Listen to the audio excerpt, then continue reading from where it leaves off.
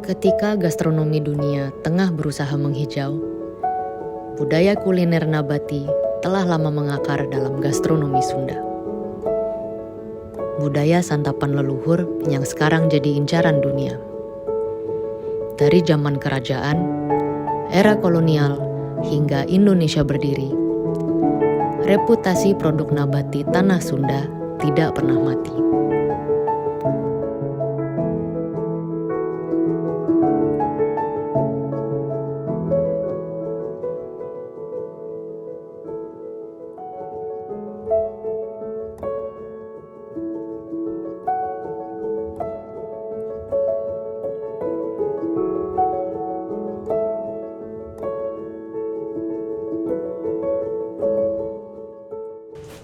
Pagi Bu, Pagi, Nek. saya Lotek. mau lotek sama karedok. Karedok. Pedesnya Sedang aja. sedang. Pakai lontong? Boleh Tahu? pakai lontong. Ya. Sama Nunggu ya, Nek. karedoknya ekstra kemangi. Ya, mangga. Ya. Makasih, Nunggu Bu. ya, Nek.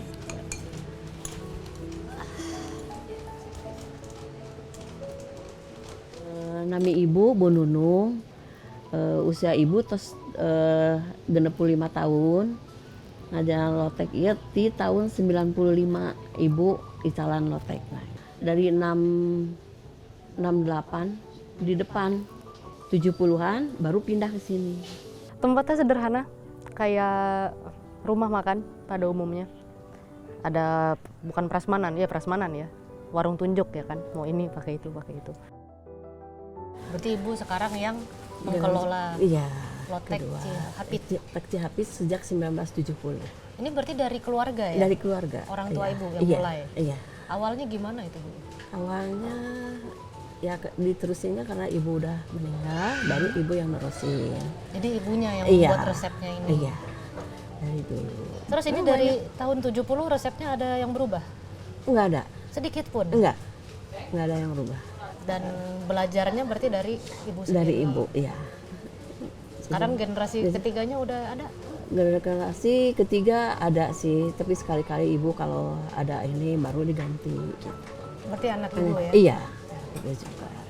Ibu maintain bisnis selama itu berarti ada penambahan menu? Menu ada, kadang-kadang banyak cateringan yang nama. Dulunya itu lotek aja? Lotek dulu juga ada nasi, Oh dari tapi dulu emang udah lengkap ya? ada. Ada apa aja sih Bu menunya? Menunya ya menu rumahan lah. Menu Ayam bakar, Oke, tuh, ayam tahu, tempe, iya, sambal. kalau itu. Iya. Menu andalan di dia mah sayur asam, ayam pindang tongkol cabai ijo, itu nu ieu. Sareng masakan Sunda gitu. Terus dari tahun 70 itu emang udah di sini atau udah pindah? Dari di sini. Selalu udah di sini? Iya, dari Dan sini. prepare-nya 70. masaknya juga di sini? Di sini. Tidak. Untuk yang catering pun juga di Iya. sini? Iya. di sini. Bisa produksi berapa banyak nih kalau untuk catering gitu? Buat cateringan tergantung yang pemesanannya, gimana mintanya. Kalau untuk Sampai acara 500. besar gitu bisa? Bisa. Bisa ya Bu? Bisa.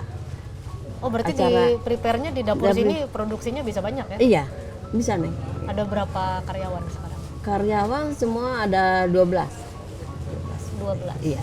Kalau cateringan banyak, ya ngambil saudara. Sempat main juga ke kitchennya untuk ukuran mereka bisa cater event. Karena mereka bisa ya, langsung untuk acara besar gitu, kayak semacam catering. Dapurnya sederhana tapi efisien. Mereka hard workers. Ibu berarti emang dari dulu suka masak ya? Iya, Emang suka emang dan suka gemar. belajar, Jadi ya. memang udah belajar Dari ibu. Masih inget nggak Bu pertama kali diajarin sama ibunya Sama untuk bikin untuk lotek sama lotek, karedok iya. ini? Masih. Jadi bumbunya harus ini gitu. Itu dari kecil? Harus lengkap. Iya. Umur berapa Bu? Dari umur berapa ya? 15 tahun dulu udah. 15. Iya, udah belajar. Jadi udah pelan-pelan bantuin ibu? Iya, karena dari ibu masih kecil kan keluarga udah jualan. Jadi pasti ikut lihat gitu, belajar masak. Emang seneng gitu. Emang seneng? Iya. juga, ya berarti dari tahun 70 sampai sekarang resepnya tidak pernah diubah dan bisa dibilang selama itu memang pelanggannya masih suka ya? Iya, alhamdulillah. Tidak. Yang dulu juga. Ada Dari pelanggan yang pelanggan turun-temurun ibu juga ya? dulu ada juga, masih ada ya datang. Sampai sekarang yang dulu pelanggan datang teh, ih inget gitu, dulu mah Bu Yuyu suka gini gini, jadi seneng ngobrol gitu, ke pelanggan tuh akrab gitu. Saya udah nggak tahu berapa kali bilang kalau makanan yang simple itu justru lebih complicated untuk di pull off. Kenapa? Karena di situ kualitas bahan sama cara memproses itu nggak bisa dikompromi sama apa-apa lagi. Misalnya bikin sambal, bahannya apa? Tomat, cabai, bawang merah, terasi. That's it, 4. Terus mentah, nggak digoreng, nggak diapa-apain. Apa yang bikin dia enak? Ya kalau si terasinya memang sudah enak, tomatnya memang kualitasnya udah bagus gitu. Ketika dikasih tomat yang jelek, cabai yang jelek, dan terasi yang jelek, nggak akan berhasil gitu, karena dia udah nggak bisa ditutupi lagi dengan digoreng, ditambah bumbu ini, bumbu itu, udah nggak bisa. Itu yang bikin makanan simple itu cukup complicated untuk dibuat. Bu Nunungnya terlihat happy, saya bisa bilang dia terlihat happy menjalankannya, dan setelah ngobrol emang very simple story ya. Ibu Nunungnya memang suka masak, dari kecil membantu ibunya juga suka masak, turun-temurun, dan melanjutkan bisnisnya, dan sampai sekarang it's doing well, it's doing good. Senang saya kalau dengar cerita yang simple kayak gitu, just doing what she likes. Dan ibu ini beneran suka masak ya, bukan saya dituntut gitu. No, emang ibu ini suka masak. Arti lotek, alhamdulillah lah. Buat ibu, alhamdulillah ibu udah bisa ibadah haji, anak-anak sekolah sampai kuliah, kerja, ya gitulah, alhamdulillah. Seneng gitu ibu lah. Gitu.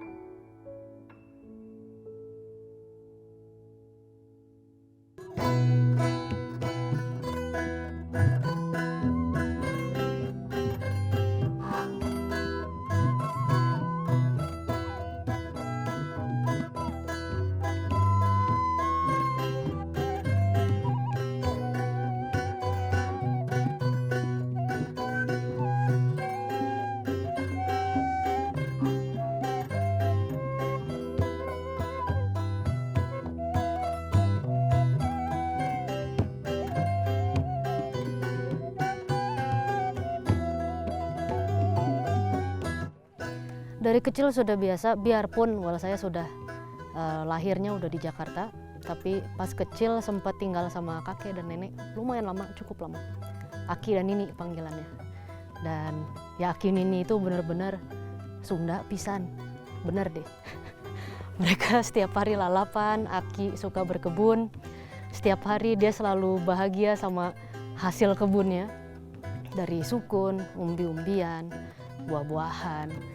Semua hasil kebun itu jadi lalapan, dan kebahagiaan mereka di situ gitu. Dan kayaknya karena saya melihat Aki terutama ya, yang memang excited sekali dengan berkebun dan menikmati hasil kebun, itu yang mungkin memulai apresiasi saya terhadap makanan juga. Kalau untuk lalapan, lalapan itu kan beragam ya.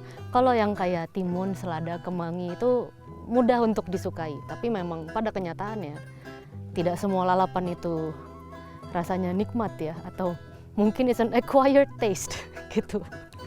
Ada beberapa yang pahit banget, dan itu kadang jadi permainan saya sama kakak saya, ayo siapa yang berani makan ini gitu kan, dimakan. Pahit banget, pahit. Nggak penting, tapi memorinya banyak.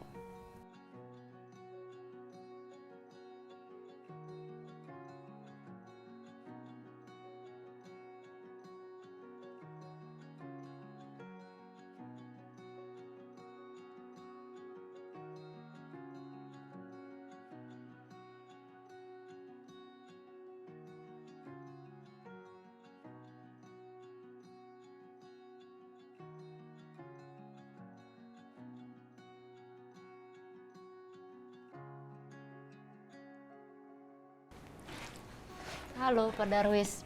Apa kabar? Baik, baik. Terima kasih banyak. Saya udah boleh ke sini. Sama-sama. Baik, mari kita ke dalam Langsung dulu ke dalam Yuk. ya. Oke.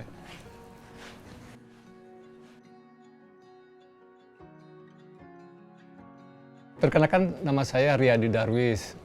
Kalau dari sisi umur, saya 57 tahun. Saat ini saya sebagai tenaga pengajar di Politeknik Pariwisata NHI Bandung.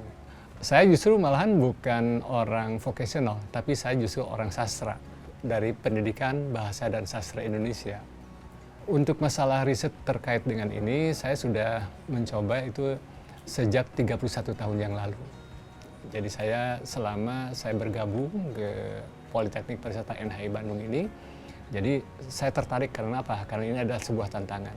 Saya ingin mengangkat harkat kebudayaan kuliner Indonesia itu bisa lebih mengglobal gitu. Lalap itu adalah tanaman-tanaman yang dikonsumsi ya, baik secara mentah ataupun yang dimatangkan terlebih dahulu. Oke, Pak Darwis. Halo. Halo. Sakumeta. Saya itu selalu penasaran banget ya sama lalapan. Itu sesuatu yang saya dari kecil familiar. Keluarga saya juga keturunan Sunda, dulu tinggal sama kakek nenek. Setiap hari itu pasti ada aja lalapan yang baru. Kalau saya dulu bilangnya aneh-aneh. Daun inilah, daun itulah, yang ini dikukus, yang ini direbus, diminum airnya.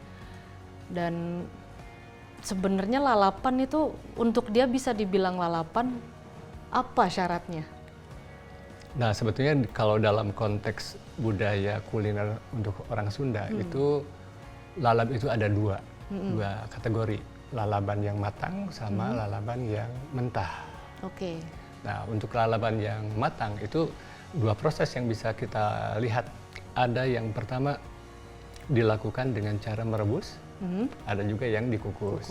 Lalapan sendiri sampai sekarang pun ya, ini kan udah modern, Ya. tapi budaya makan lalapan itu masih ada, masih Betul. melekat. Beda nggak sih sama dulu? Karena kan sebenarnya jenis tumbuhan yang bisa dilalap itu banyak sekali, tapi yang saya perhatiin gitu, kalau sekarang lebih cenderung itu aja. Timun, selada, ada kemangi, lenca, kol, Ya. selada itu. Nah itu daun-daun yang lain dan tumbuhan-tumbuhan yang lain itu kemana gitu? Nah, sebetulnya tumbuhan itu ada di sekitar kita.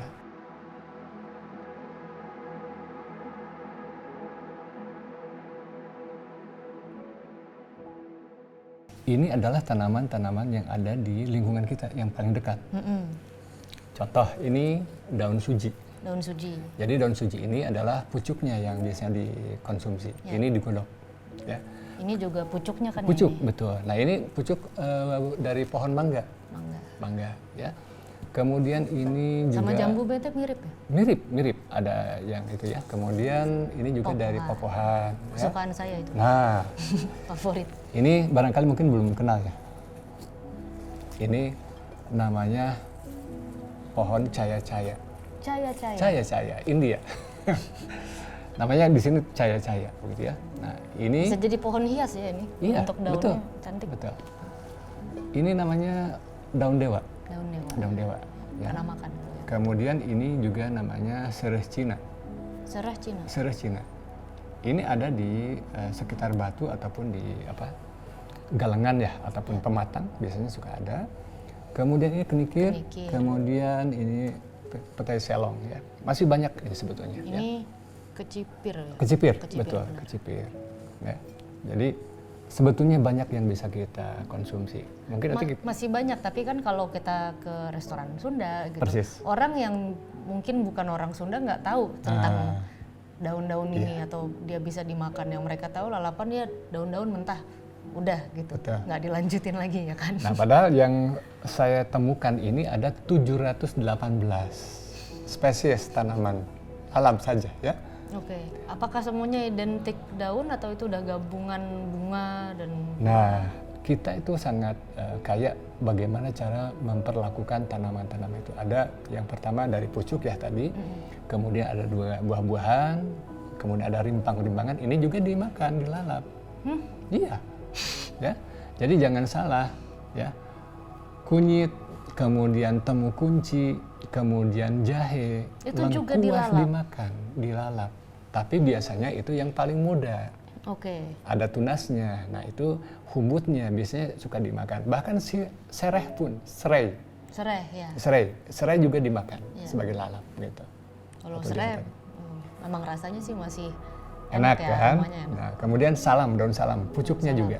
Pucuknya bisa Pucuknya dimakan. bisa dimakan. Pucuk teh juga bisa dimakan. Pucuk kopi bisa dimakan. Hampir semua pucuk yang Hampir bagian semua, muda-mudanya yang tuh muda-muda. ya. Termasuk penyuka bunga mawar, Suka. pucuknya bisa dimakan. Ya. Suka cabai, Suka. daunnya bisa dimakan. Bisa dimakan. Oke. Ini juga sama. Ya. Tapi bahkan kayak misalnya kenikir gitu, Iya. biasanya yang muda-muda kan dia lebih enak Betul. ya. Tidak sepahit kalau Ya, yang sudah tua. benar. Itu ya, jadi banyak sekali sebetulnya yang bisa kita perkenalkan kepada masyarakat supaya apa? Insya Allah kita tidak perlu khawatir dengan apa ya? Sekarang ini bahwa 2023 ini krisis pangan. Tidak bagi kami. Indonesia tidak. Ya. Ini tersedia di sekeliling kita. Tapi kan tidak akan semudah itu Pak untuk Iya. membuat orang yang tidak biasa Persis.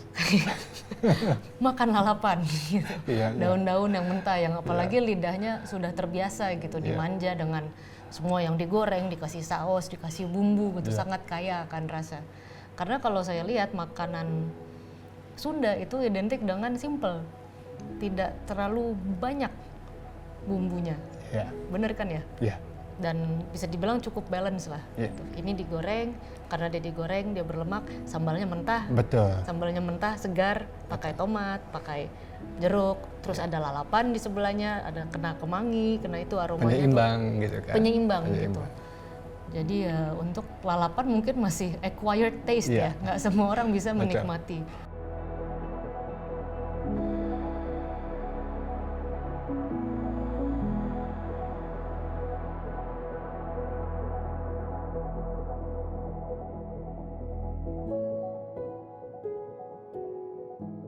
Nyi Pohaci ini sebetulnya cerita ya, mitologi, legenda boleh dibilang. Jadi kalau kita sebutkan bahwa masyarakat dulu mempercayai Nyi Pohaci ini adalah sebagai jelmaan ya, datang dari surga lah begitu ya, diutus dewa untuk ke bumi gitu kan. Nah, sampai akhirnya satu masa dia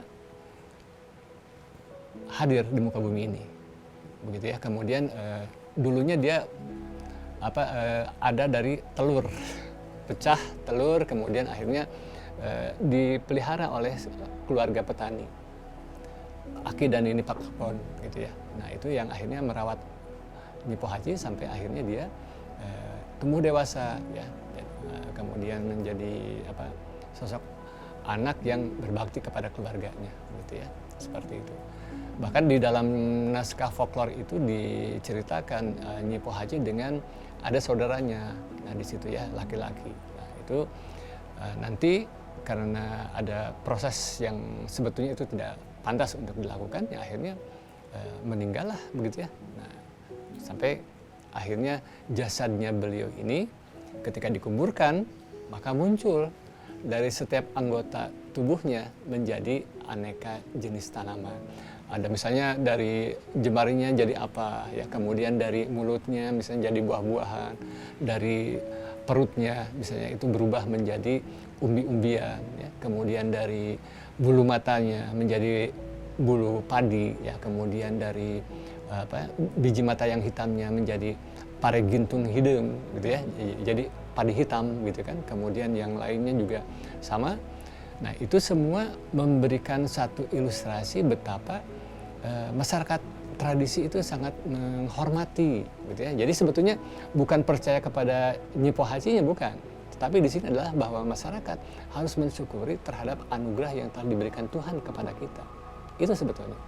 Makanya masyarakat tradisi, orang Sunda khususnya, dia mengapa begitu lekat untuk tetap melestarikan tradisi untuk menyantap lalap, rujak, sambal, dan tek-tek, karena memang itu adalah bagian dari tradisi yang tidak bisa mereka pisahkan secara mitologi maupun spiritual gitu ya.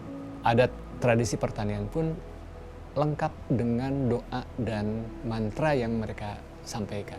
Dari mulai saat akan bertani sampai dia memanen, sampai dia mengolah makanan, semuanya itu pakai mantra. Jadi ada nilai-nilai spiritual yang dimasukkan di dalamnya.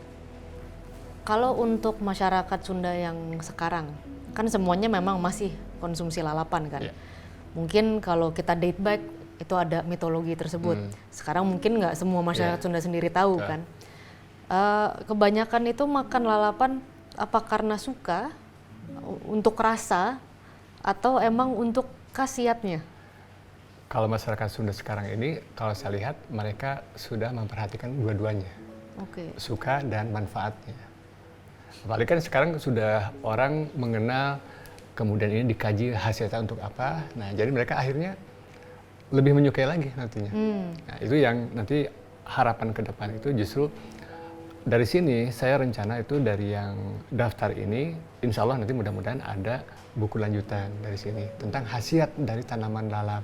Oke. Khasiat dari tanaman. Semuanya itu satu-satu? Insya Allah. Ada berapa tadi? 700? 718. 368.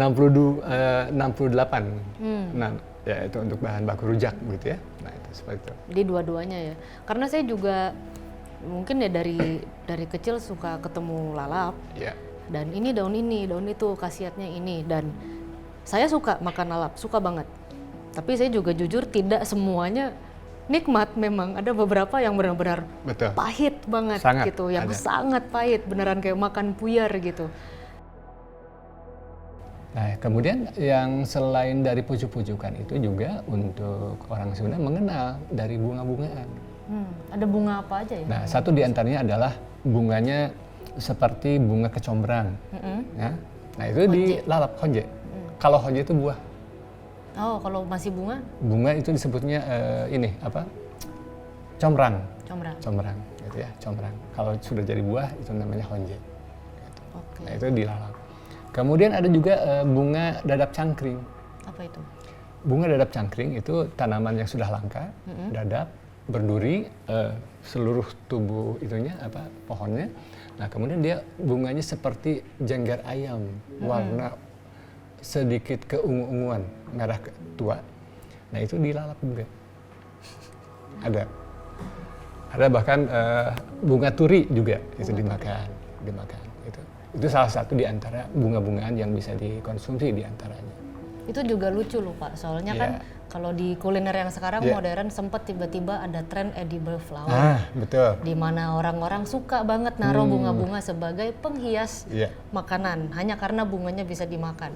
Dan ketika tren itu muncul, saya tuh ingat, ini kakek nenek saya udah makan ini dari dulu. Entah bunga telang, bunga nasturtium tuh yang merah, orange. Saya sudah biasa ada bunga sedap malam untuk mengharum ruangan, tapi gitu bisa ada di sop juga gitu. Maksudnya konsumsi bunga itu dan banyak banget yang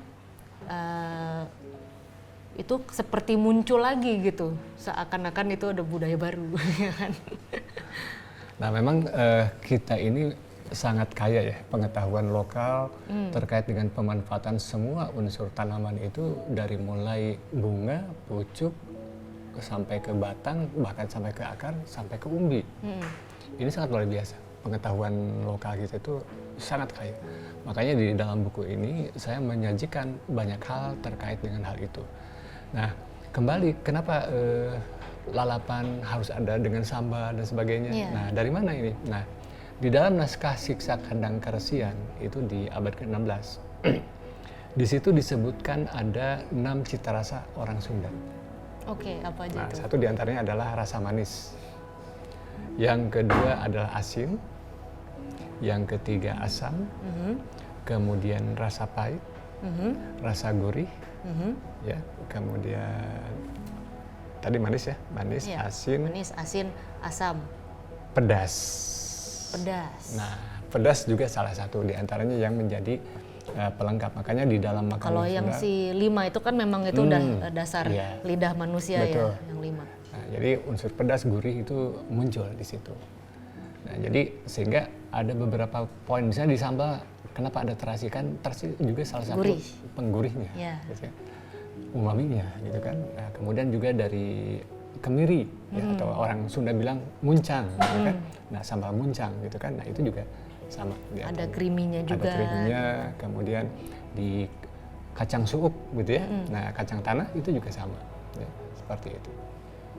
Jadi bisa dibilang karakter dari kuliner atau budaya makan orang Sunda itu semuanya mundur kembali ke mitologi Nyi Dewi Sri itu. Iya, satu di antaranya seperti itu. Dan itu merembet terus-terusan sampai menjadi habit aja. Habit.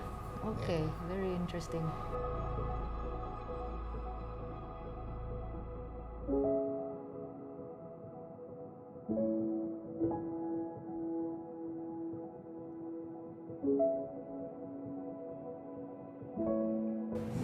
Nah, kalau misalnya lalapan kan emang entah kenapa paling sering yang terlihat itu si sambal mentah itu kan, yang untuk lalapan. Iya. Itu apakah wajib untuk menjadi lalapan sambalnya harus sambal tertentu atau sebenarnya bisa sambal apapun? Sebetulnya kalau orang kita itu makan sambal itu bisa apa saja. Orang Sunda itu tidak neko-neko ya harus ada ini, harus ini. Enggak. Sesuai dengan apa yang ada di tempatnya masing-masing. Oke. Kalau dia misalnya di kebunnya hanya ada misalnya ini ya, cabai rawit saja. Cuma ada cengek udah, gitu. dengan garam udah selesai. Oh gitu? Iya, disebutnya sambal goang. Oke. Sambal goang. Ada juga yang cukup misalnya dengan mengiris bawang merah, kemudian irisan juga cabai rawitnya, ditambah dengan kecap, udah selesai. Oke, jadi semuanya itu kembali ke lebih ke menghargai apa yang tumbuh di sekitar. Persis, Memang persis. itu udah budaya farm to table Iya. dari zaman dulu. Betul. Makanya lalapan juga mungkin di setiap rumah tangga berbeda-beda karena apa yang tumbuh di sekitarnya beda-beda. Betul sekali. Dan sambal-sambal itu juga muncul dari apa aja yang tumbuh. Benar. Contoh diantaranya yang saya sampaikan, misalnya ada sambal jahe, diparutkan, parut ditambah dengan kecap. Nah, kan itu merupakan salah satu bagian dari keunikan yang bisa dipakai. Nah, itu juga sama. Bahkan kadang-kadang orang makan lalap juga hanya dengan ini saja, langsung cetrok kata orang Sunda ya. Pedas itu. Ataupun cabenya langsung dimakan. Ada yang langsung begitu. Cabai Jadi, ya.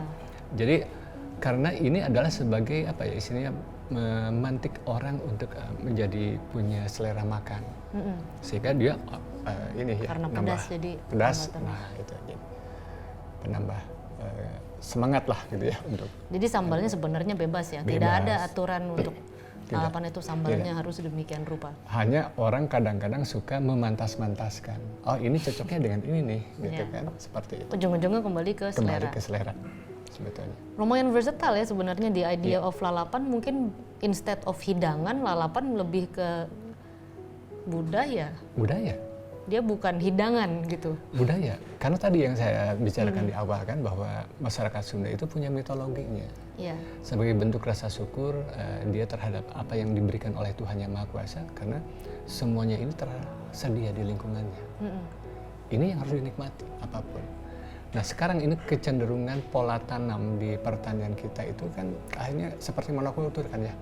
Semua dibabat gulma-gulma. Ini sebetulnya kan ini gulma. Padahal ini bagian yang bisa kita konsumsi. Nah, sehingga mau tidak mau sekarang mulai hilang itu karena tadi ada kebiasaan di pola pertanian yang sudah mulai dihilangkan. Oh, Padahal makanya variasi lalapan udah variasinya tidak sudah kayak tidak dulu lagi. seperti dulu, seperti itu. Jadi kebanyakan mungkin yang liar-liar juga kan Nah, mungkin udah susah kan. betul. Kan soalnya banyak yang Betul. tumbuhan liar kan. Tanaman liar ada, tanaman liar. Makanya sekarang identik dengan timun, Ah, tomat, betul. selada. Karena itu memang ditanam. Gitu. Ditanam. Oke. Sementara yang lain kan itu tumbuh sendiri gitu kan. Tumbuh sendiri.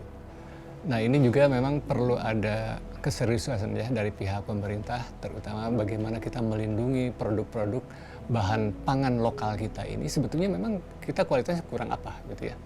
Nah, justru inilah yang harus perlu diangkat. Makanya saya mencoba untuk menyampaikan di dalam hasil riset itu saya sampaikan inventarisasi mengenai sejumlah tanaman lalap yang jumlahnya 718 begitu ya. Ditambah dengan bahan baku untuk rujak itu 368. Jadi total 1080 spesies tanaman yang ada di kewilayahan Jawa Barat dan Banten ya, ataupun wilayah area kebudayaan Sunda, itu jumlahnya seperti itu. Nah, jadi saya pikir ini justru merupakan peluang gitu ya, dalam rangka bagaimana kita bisa meningkatkan kearifan lokal ini bisa lebih dikedepankan. Jangan sampai kita justru mengimpor. Nah, ini yang cukup berbahaya, kasihan dong petani kita gitu ya. Nah, jadi ini saatnya keberpihakan lah.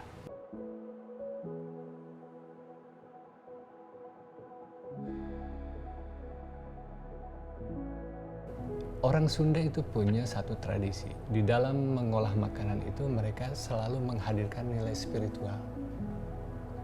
Ada doanya, ada mantranya. Saat orang mau membuat sambal, saat orang akan menanam tanaman, akan berpanen, itu semua ada.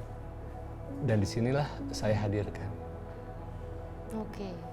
Jadi kelengkapan ini, makan itu bukan hanya sekadar untuk mengenyangkan perut, tapi makan untuk hidup, bukan hidup untuk makan. Gitu ya. Jadi artinya bahwa kita itu mengonsumsi apapun makanan ataupun minuman itu adalah dalam rangka kita menjalani kehidupan. Prinsipnya di situ sebetulnya. Jadi ketika membuat sambal, mengkonsumsi lalapan, mungkin mencabutnya, itu semua udah part of the ritual sebenarnya, bisa dibilang. Persis. Baik, nah kita berbicara dari prasasti. Di dalam prasasti itu saya menemukan ada kata-kata rumwah. Rumwah. Dalam bahasa Sunda itu ada padanannya rumbah. Lalab rumbah. B dengan W gitu ya. Bila-bila gitu. Nah itu rumwah dengan rumbah. Nah dalam orang Sunda mengatakan lalab rumbah ini semua adalah lalab rumbah. Aneka makanan lalap. Itu tertulis di dalam itu.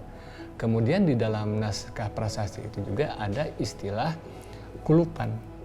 Artinya lalap yang dimasak. Yang direbus gitu ya, yang dimasak. Seperti itu. Yang biasanya itu tujuannya dimasak hanya sekedar supaya dia lebih mudah dikonsumsi. Persis. Bukan untuk mengubah atau apapun ya.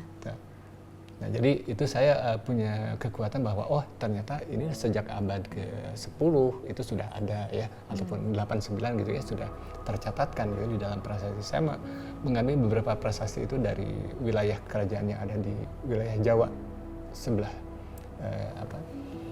timur ya, baik Jawa Tengah ataupun Jawa Timur. Jadi itu saya coba karena ini masih ada kaitannya kerjaan-kerjaan itu ya di area-area itu. Karena itu panjang ceritanya lah gitu. Ya kalau ada buku hampir 1000 halaman untuk membahas lalapan ya itu bisa dibilang sedetail itu ya. Each daun ada artinya, itu sebuah ritual, itu sebuah budaya, itu bukan hanya makan. Betul. Definitely bukan ya.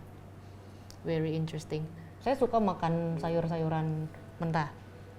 Tidak harus lalapan ya, tapi secara tidak langsung itu kan masih budaya lalapan gitu. Di Eropa pun ada crudité. Itu kalau orang lagi kumpul-kumpul itu sebagai snack. Isinya itu mau asparagus, brokoli, jamur, lobak, apapun. Kadang-kadang yang ada di garden itu dikumpulin, mereka cemilin pakai cocolan. Cocolannya bukan sambal. Tapi konsepnya sebenarnya sama kan? Sama. Contohnya itu ada dalam lotek. Karedok itu digado makannya. Makanya ada gado-gado itu karena makannya tanpa menyertakan nasi. Gitu. Jadi mereka pada saat misalnya siang hari nih makan rujak juga salah satu di antaranya bagian yang dikonsumsi. Gitu. Makanya ini menarik gitu. Iya, jadi lalapan itu lebih ke bukan hidangan sebenarnya.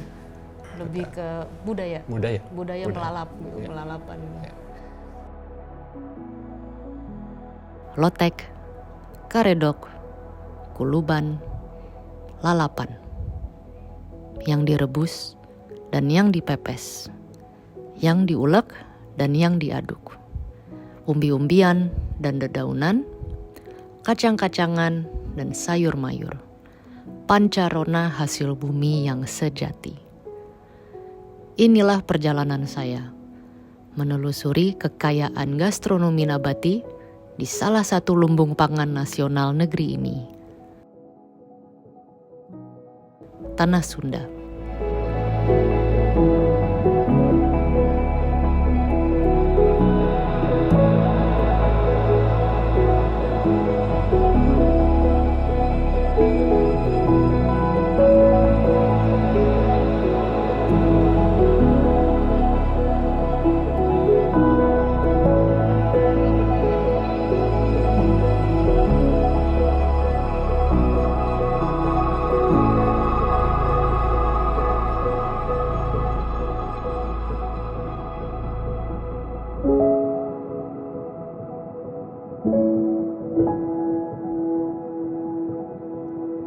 Thank